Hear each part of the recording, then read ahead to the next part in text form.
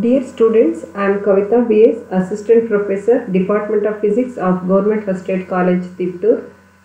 In this session, I will explain some of the worked examples related to Unit 1 Thermal Physics of course BSc Physics subject, Paper 3rd, Thermal Physics, Radiation and Optics 1. Let us start the session.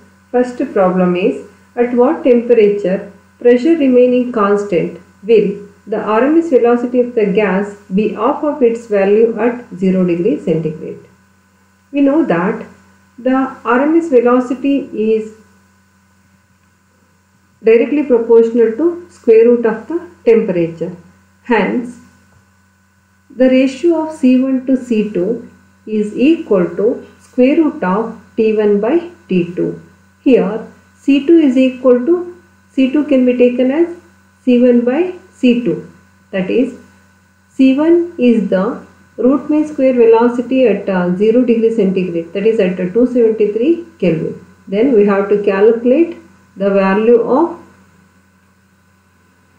temperature in which the RMS velocity is 2 times of its or half of its value at 0 degree centigrade. Then in place of C2 we can write C1 divided by C2. Then on simplifying this term we get 2 is equal to square root of 273 divided by T2. Here T1 is the temperature, that is 0 degree centigrade, that is nothing but 273 Kelvin.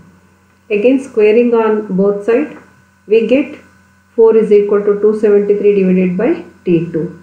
Then on simplification we get T2 is equal to 68.25 Kelvin, or in terms of degree centigrade that is equal to minus 204.75 degree centigrade.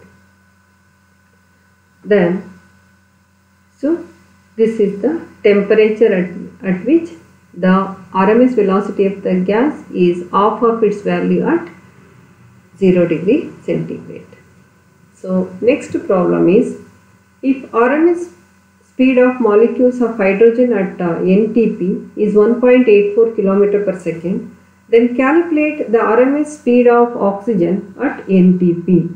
The molecular weight of hydrogen and oxygen are 3 and 32 respectively. Here C1 is equal to 1.84 km per second, that is RMS velocity, RMS speed of hydrogen at NTP. Then C2 we have to calculate that value, that is RMS speed of oxygen at NTP. We know that the ratio of C2 to C1, that is the RMS velocity of oxygen to RMS velocity of hydrogen is equal to reciprocal of ratio of their densities, that is square root of rho 1 divided by rho 2. Then ratio of densities is 2 divided by 32, that is 1 by 16. Then on substituting value of rho 1 by rho 2, that is 1 by 16 in this equation, then we get C2 divided by 1.84 is equal to square root of 1 by 16. Then on further simplification we get C2 is equal to 0.46 km per second or 460 meter per second. This is the RMS speed or RMS velocity of oxygen at normal temperature and pressure. So next problem is, at what temperature pressure remaining unchanged will the RMS velocity of hydrogen is double of its value at NTP. Here RMS velocity is given by 3 RT divided by m, and C is directly proportional to square root of T. Then let the RMS velocity at 0 degree centigrade, that is T0, that is equal to 273 Kelvin is C, and at temperature T is 2 times of C. Then ratio of 2C by C is equal to T divided by T0 with root. that is RMS velocity at normal temperature and pressure. Then ratio of these two is T divided by T naught is equal to 4. Then here T naught is equal to 273 Kelvin. That is at the normal temperature is 0 degree centigrade, that is equal to 273 Kelvin.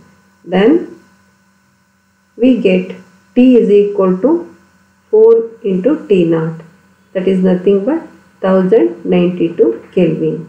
Then in 1092 Kelvin, the RMS velocity of hydrogen is double of its value at NTP.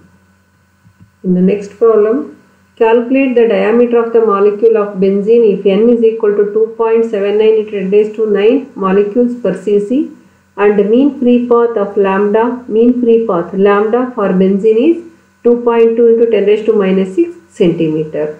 We have an equation for mean free path, that is lambda is equal to 1 divided by root 2 into pi sigma square n.